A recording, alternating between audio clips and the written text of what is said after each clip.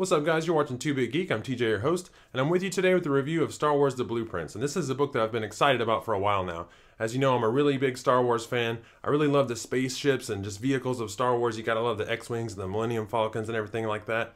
Now the big thing about this book is Jonathan Rinzler has gone through the archives and pulled all these detailed drawings and specifications and everything that you don't normally get to see for a movie, especially a movie like Star Wars, and especially not 30 years after the fact. So these are drawings that people have never seen before, at least not the general public, and that's a big deal.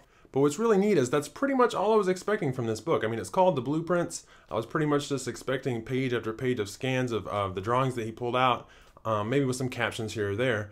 But what's really neat is how the book puts everything into perspective. You really feel like you're touching things that, the guys who made Star Wars are the guys who looked at these drawings. It almost makes you feel like you're part of that process. It actually reminded me of kind of being the reverse of something like the Jedi Path or the Book of the Sith, the conceit of which, they're artifacts from the fictional Star Wars universe. This is the opposite. It's artifacts from our very own universe that we're getting to look at for the first time, and it really makes you feel almost involved in the making of these movies that we love so much. But what makes this book really special, even for the hardcore Star Wars fan, you've watched all the documentaries, you've listened to all the commentaries, you've gone to Celebration, and you've met people who worked on the movie. It tends to be the same people who end up on a Blu-ray interview or what have you. So to hear the stories from people who worked in the art department and specific things about the way they did the movie, it's really cool to get that behind-the-scenes look that even after all these years is going to be something that you didn't know or something you never heard before.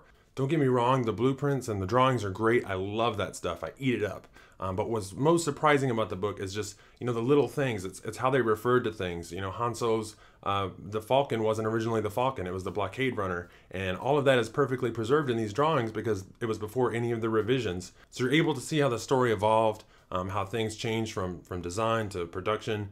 And it's all integrated with photos from the set of the cast and the crew. And they drop in concept art and storyboards.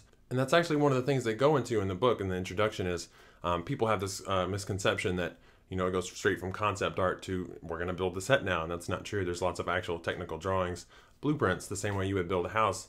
The set designers have got to know that stuff. So it really gets into the kind of nitty gritty without being too over serious. So I really enjoyed just diving into this book, soaking up all this information. Like I said, I'm a huge Star Wars fan, and it really does give you that feeling like you're behind the scenes with the people who made the film, looking at stuff that not everyone gets to see. If there's one downside to Star Wars The Blueprints, I'd have to say it's that it's not going to be accessible to everybody.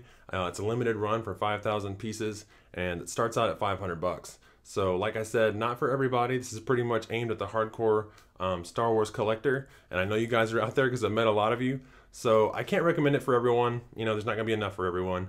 But I can say that if you're a collector and you're thinking about getting this is a really quality book that you're looking at here. It's a 30-pound monster that you're going to enjoy for years to come.